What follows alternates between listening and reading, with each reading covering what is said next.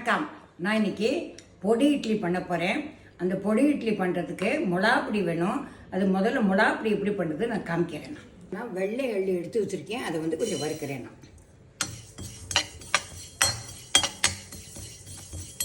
இது வறுத்தாச்சு. அது ஒரு பிளேட்டில் மாற்ற போகிறேன். அடுத்தது நான் கருப்பு உளுந்து எடுத்திருக்கேன்.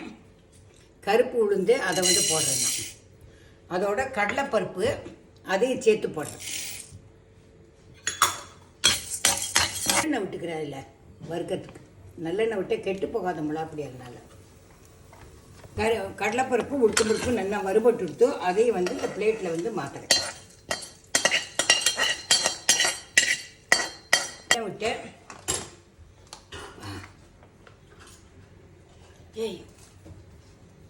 கொஞ்சமாக எண்ணெய் விடுறேன். எண்ணெய் விட்டு மிளகா வத்தல் போடுறேன்.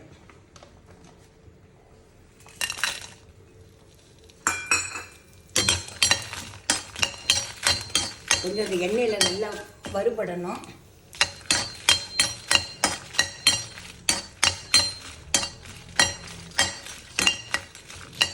எடுத்தாச்சு. இப்போ அதோட கருவேப்பிலை போடுறேன். கேஸை அணைச்சிட்டு அதில் பெருங்காயம் எல்லாத்தையும் அரைக்கிறவங்க கொஞ்சம் உப்பு மட்டும் போடணும். இதில் கொஞ்சம் உப்பு போடுறேன். முதல்ல அப்படி ரெடி ஆகிடுச்சு. இப்போ அதில் கொஞ்சம் தனி மிளகா அப்படியே போடுறேன். நான் மிளகா அப்படியே போட்டாச்சு. இதில் நான் நல்லெண்ணெய் விட போகிறேன். உங்களுக்கு நெய் வேணால் நெய் விட்டுக்கோங்க. நான் இந்த இதயம் நல்லெண்ணெய் வாங்கியிருக்கேன். அதைத்தான் விட போகிறேன்.